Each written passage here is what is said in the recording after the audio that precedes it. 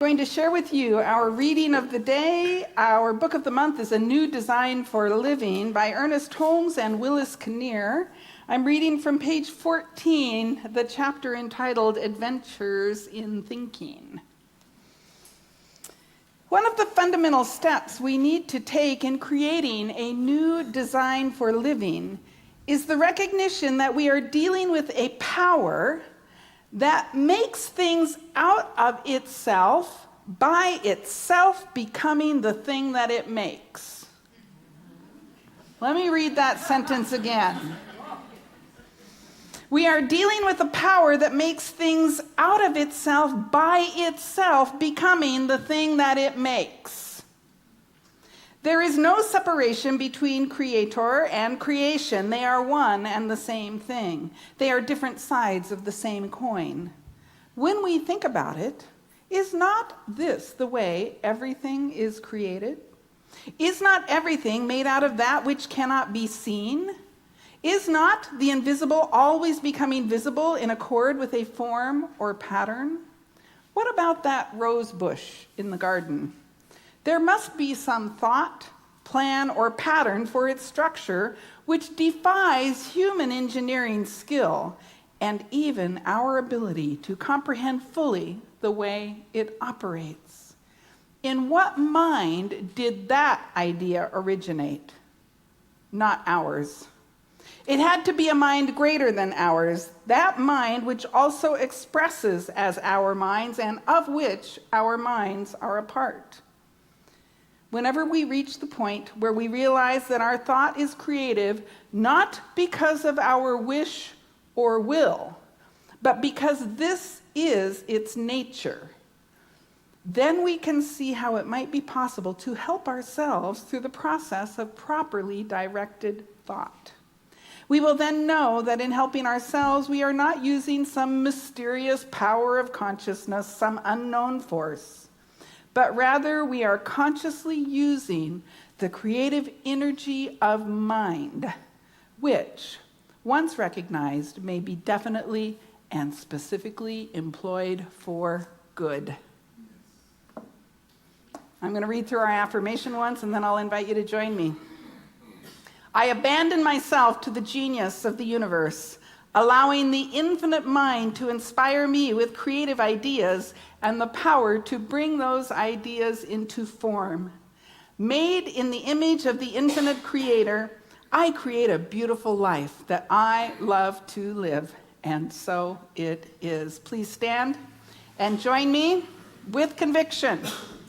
I abandon myself to the genius of the universe, allowing the infinite mind to inspire me with creative ideas and the power to bring those ideas into form. Made in the image of the infinite creator, I create a beautiful life that I love to live, and so it is. Okay. I'm putting down my shame. I'm picking up grace.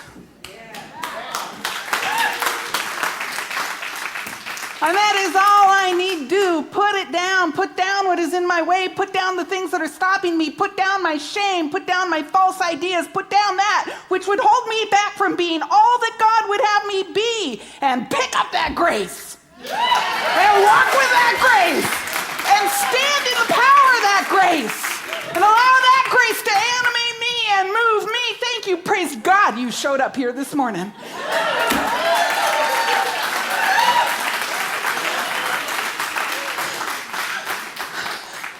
Just in me is coming out. This is why we have music. This is why we have music. It lifts us into a different, a new awareness. And somebody could tell me, in fact, I read Brene Brown all month last month. What did she say? Put down your shame and pick up grace. That's all she said. Right? But I had to hear the song. I had to hear the music. I had to hear it in my body, in the rhythm and in the feel. Oh, baby, I am putting down that shame. I am picking up that grace. And here's the grace we have been given. There is a creative process to the universe, and we can use it. Do you see how that's grace? You see, it's grace that allows us to take the situation or the condition we are living in and make something new of it. It is grace that allows us to put on the mind of God and think something new and demonstrate something new. We are not automatons created in the image and likeness of something that simply just exists. We have the power to make not just our lives different, but our communities different and the world different. And I don't know about you, but I think the world could stand to be a little different. Let's be about creating that world that works for everyone, because we have the power to create. In fact, this month our theme is in the spirit of creativity. And remember, in the spirit of, in the capital S spirit, in the God-mindedness of creativity, let us duplicate the nature of God and create the life that we love to live. Even as that mind of the infinite created a universe in which it gets to play. You think God is having a good time? I kind of think so. Whatever that mind, whatever that consciousness is, it's just endlessly creating something, anything, everything, learning and growing and expanding and becoming more of itself. And I kind of think that sounds like fun. And so here we are, opening our hearts and minds to creating as God creates, with a sense of joy, with a sense of childlike wonder, with a sense of adventure. So think about a time that you felt creative. A time that you were creating something, that you were bringing something new into existence. For me, I really like to sew. It's a totally creative process for me. I said, you pick out the fabric, you pick out the colors, you pick out the thread, then you kind of decide how it's going to be, and then you begin to put it all together, and then you have to rip it out. And then you do it again, and it's even better than it was before. That's a creative process for me, yes? Some of you maybe paint pictures or journal or draw or write, or maybe you're creating a family. Or maybe you are creating a marvelous work in your job. You're creating something new, something that benefits your company and benefits the planet. Think of something that you are creating in your life. And let me ask you, are you creating it consciously? Because you're always creating. Thank you for that song, Becca. You're always creating something. Will we create consciously? Or are we just kind of using our thinking to, kind of get this thing going out there, and then it's kind of a muddle, and then we're going to think something else, and now and then we never know where we're going, we don't know what's in, and then somehow we're just not very happy. Has this ever happened to you? So how do we create consciously? Now, last week we talked about there is an infinite unseen substance, a something from which all things spring. It's an energy. It is the substance from which the universe itself was created.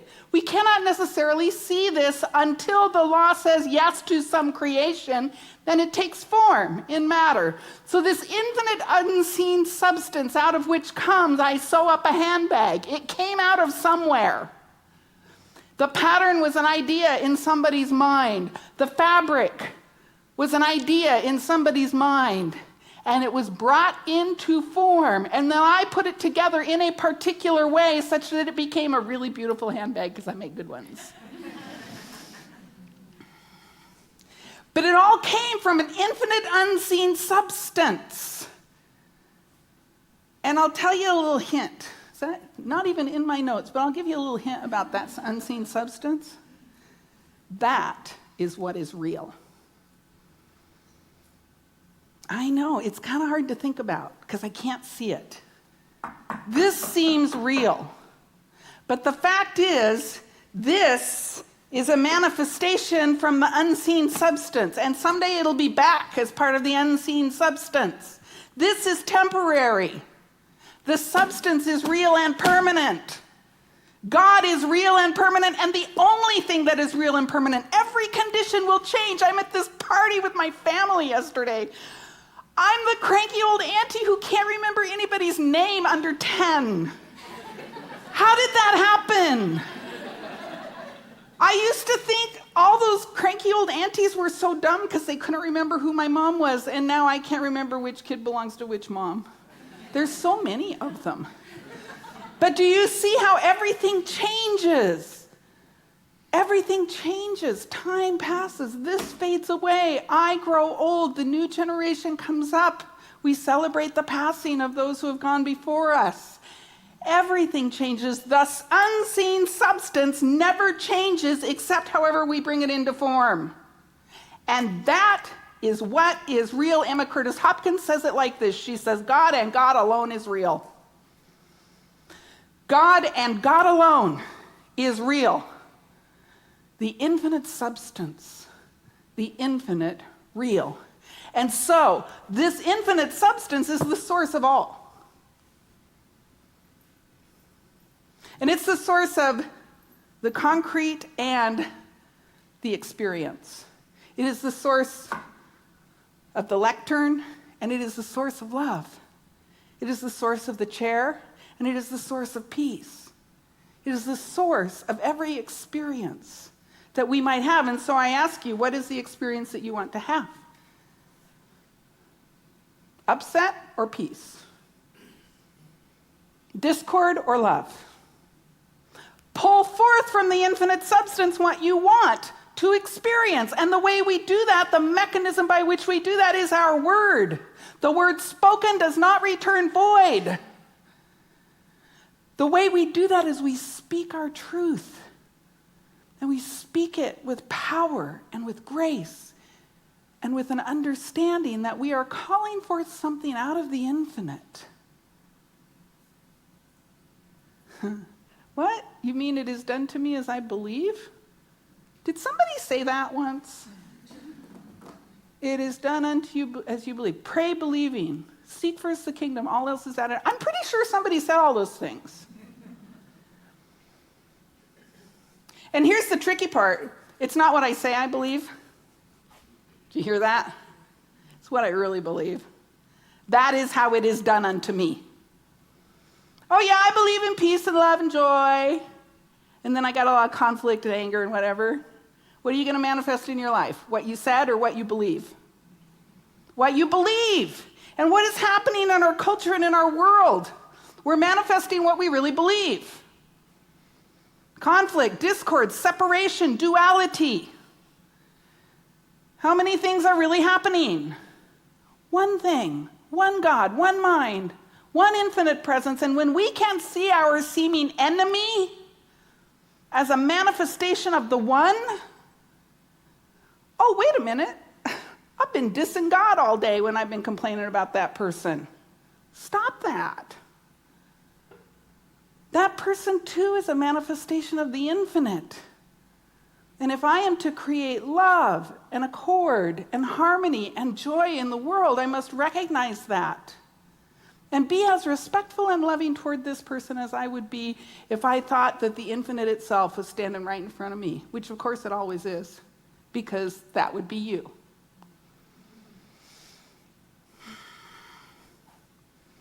Now let's get to today's message. God, I love my life. So today we're talking about adventures in thinking. Because here's the thing, I don't know about you. I tend to think the same things over and over and over again. You? This is what is called brain rut. We tend to think in brain ruts. That is, and it's actually a physiological thing. When we use our brains, neurological patterns get laid down in our brains in the direction our thinking is going. That is, the neurons, what fires? Neurons fire, axons fire. Something fires. Can't remember the science right now. Something fires and goes, oh yeah, that's the pattern we're going to follow. And then the next time we have that same experience, it fires in the same way, right? So changing our mind is bigger than like just changing our thinking. It's changing a physiological pattern that has been laid down in our brain. And I don't know about you, but I got some pretty big, serious brain ruts. Ways that I habitually think about people or situations or events, yes? And so I must be about consciously shifting my thinking. The path of least resistance is the rut. And that's pretty easy to just say, oh, I'm just going to go down that path, right? But if I really want to create a world that works for everybody, and if I really want to create a life that I love to live, I have to challenge the brain ruts. I have to lay down some new pathways. I have to say yes to a greater idea so that that infinite substance can make itself known as a new experience in my life. And so we have to get a little more adventurous in our thinking. Are you ready?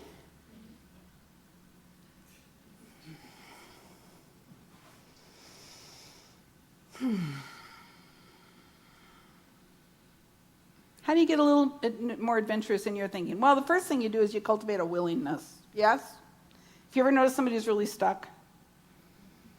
No? We've always done it this way. It's always been like this. No, I'm not willing to change. No, we can't do it. It's always been this way. You know, the amount of change management we had to do around here to release the pews and get chairs. But we've always had pews. I know. But they're beautiful. Yes, they are. But yeah, right? And maybe that was you, right? But you know what? What do you think of our chairs? It kind of turned out all right. It kind of turned out all right, didn't it? Because we were willing to get out of the brain rut of, but our sanctuary has always looked like this, and let's try something new. Let's see if we can't make a new neuron fire in a new direction and try something new. Bring ourselves into, the new millennium. What the heck? Let's just try it. We can always bring the pews back. Yes? And so the first thing we have to cultivate is a willingness to think differently. A willingness to put on a different mind, if you will. Are you willing to think differently? Think about something you've been kind of stuck about. And it might be a belief you've had about a person. It might even be a belief this spiritual journey is hard. This is too much work.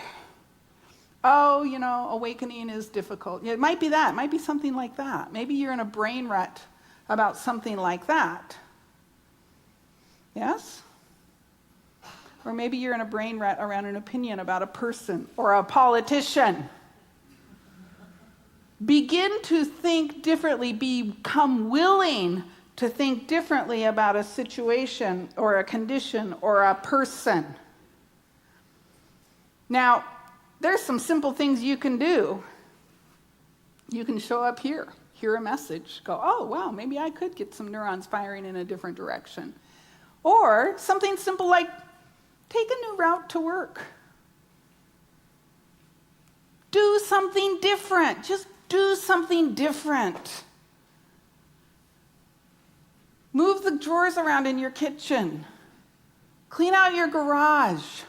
Take some stuff to the Goodwill. Take a different route to work. Go out and take a class. Do something different. Something that will challenge. Oh, wow. Because I don't know about you, the taking a new route to work is actually pretty important for me. Because what I notice is after a time, I sort of remember leaving my house and then I'm here. Right? And I can't really tell you how I got here. Do you see how unconscious that is? And it's not bad, it's just unconscious.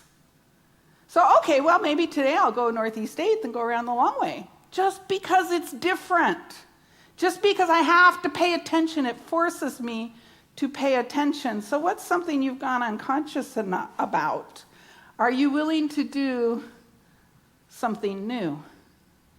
Are you willing to become different-minded about it? And once you're willing, you can begin to ask some different questions about your life. What are the questions that we tend to ask out of the place of the brain rut? Why me? Why this? Why is almost always, not always, but almost always a bad question. Why this? Why that? How come things always turn out this way for me? Why can't so-and-so be different? Why this? Why that? Do you see how why? It's almost always a bad question because it's almost always from a victim stance. But to stand in the kingdom of the infinite, there is no victim. There is no victim. So what's a better question? See, we have to begin to ask some different questions, some quality questions, not why. What if we tried what? Did you hear what I said? What if we tried what? What can I learn from this situation? What can I learn from this new route to work? What can I learn from what's happening to me right now?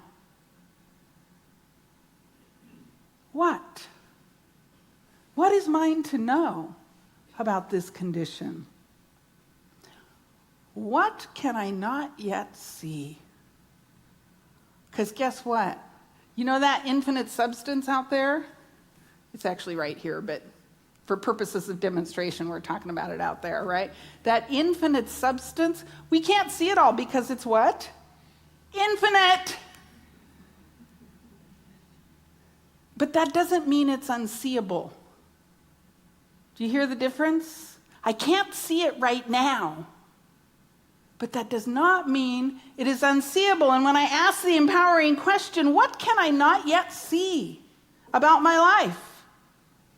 What can I not yet see about this thing that seems so challenging or difficult? What can I not yet see about our culture? What can I not yet see about the political situation in our country? What can I not yet see about the big situation in the world? There is something to be known. There is something to be held. There is something to be seen that will allow us to move forward with confidence and joy instead of asking, why this, why this, what can I not yet see?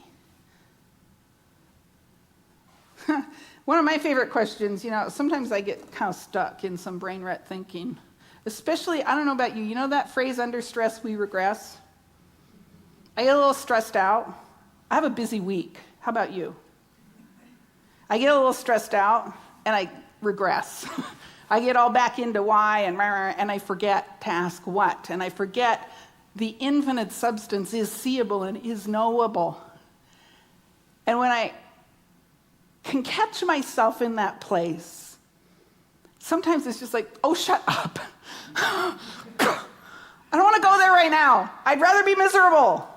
Yes? Do you ever do that? I'd rather be stressed out and overworked. And I have had a few teachers in my life and some of them I knew and some of them are just role models. And I like to ask myself, what would this person do? What would Reverend Michael Beckwith do is one of my favorite questions to ask myself when I'm mired in ministry, because he's such a powerful minister. What would Reverend Michael do? When my compassion is being called forth and I'm feeling irritable about it, that ever happened to you? I don't feel like loving you right now.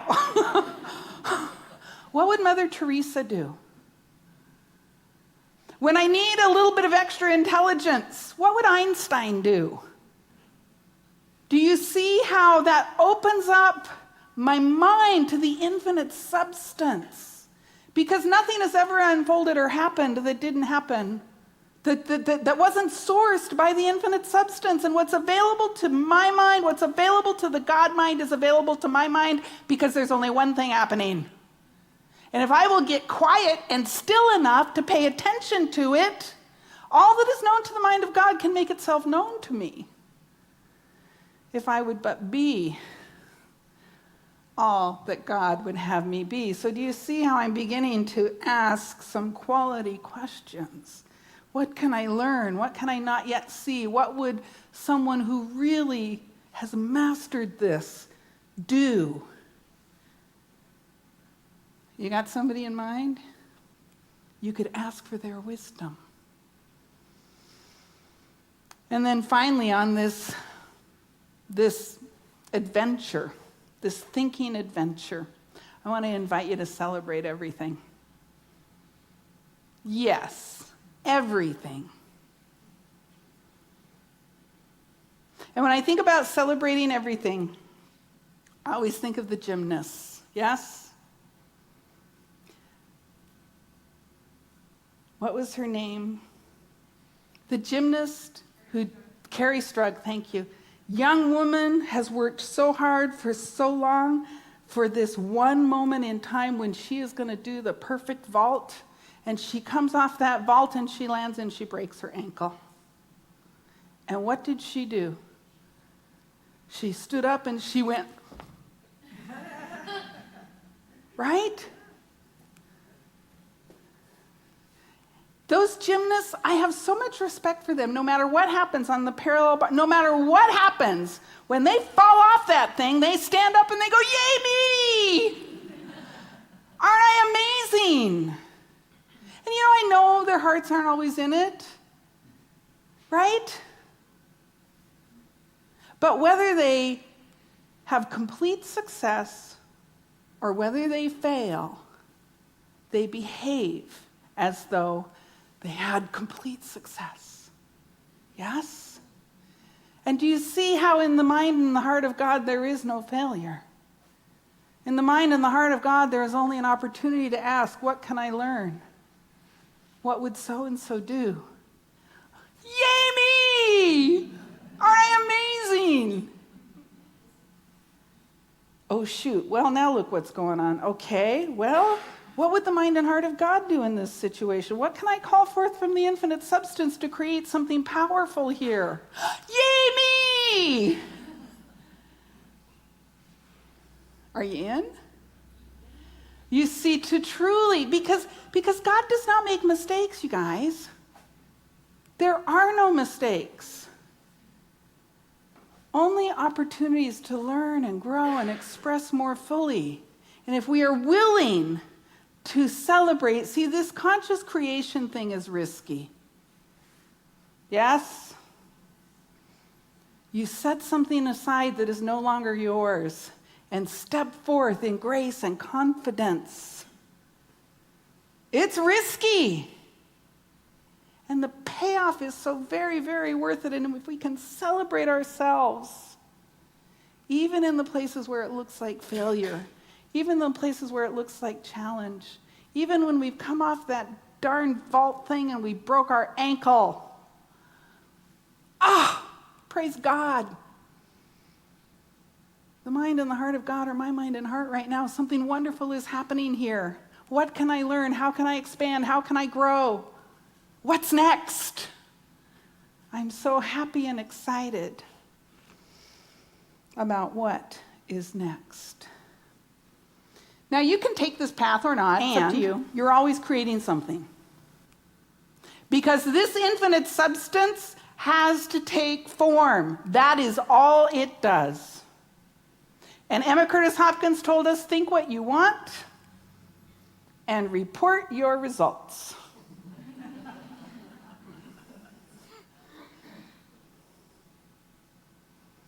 The universe is always saying yes. Think, it is done unto you as you believe.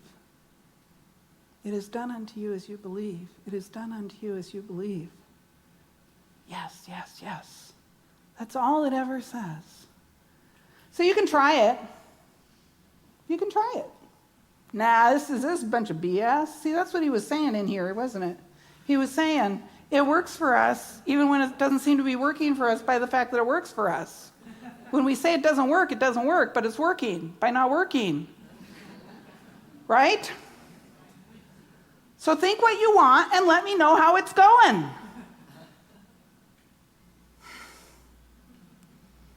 I choose life and I choose love. I choose to think in ways that are life-affirming and generative of grace and power and love in the world. And I invite you to join me. So let's do a little practice in thinking in ways that are anchored in love and grace and generativity and peace and joy. I invite you to bring your attention to your breath and breathe deeply and effortlessly. And as you breathe, to open your heart more fully than you ever have before to the power of grace in your life. To recognize that you have been given the gift of infinite creativity. And as you open your heart more fully to this awareness, you allow your mind to open fully to the power and the presence and the love of the infinite. You allow yourself to be lifted in consciousness. You allow yourself to open. And you feel a sense of expansiveness within your physical body. And you recognize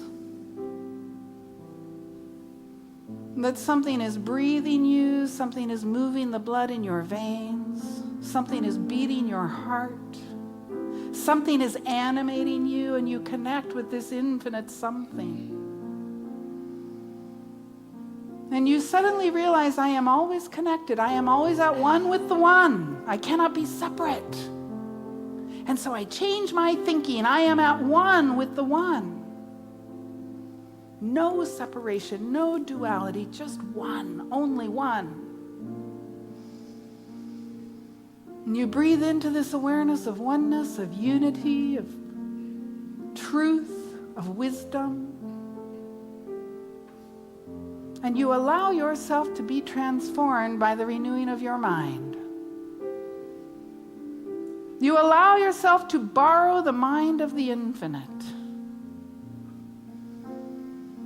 to see things differently now. And in this awareness, I just invite you to bring to mind some troubling condition or challenge in your life, something that is ready to be seen anew.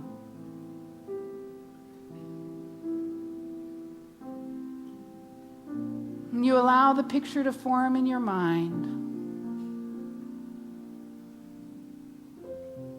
And you ask yourself now, am I willing to see this differently? Am I willing to see this person, this situation, this condition differently than I ever have before? And if you are willing, begin to ask the quality questions. What is mine to learn in my oneness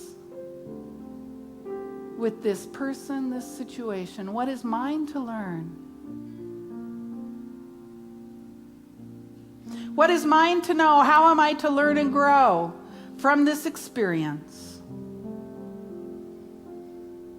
And you simply allow the answers to form in your mind. It may be words, pictures, feelings. As you ask yourself this question, what can I not yet see?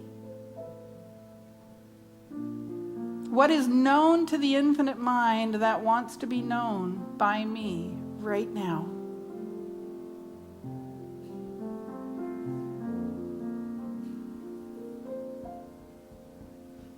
And in this knowing lies the infinite. In this knowing lies love, truth, grace. And you simply see and know and believe and feel this situation transformed. It is transformed in your mind, it is transformed in your heart, and so it is transformed in your experience of life as you call forth the infinite to make itself known more fully as you. And so I do give thanks. I give thanks for this transformation. I give thanks for the opening, and I give thanks for the creative power we have been given to create lives we love to live in a world we love to live in. And so I close this message with a grateful heart, calling it good and very good.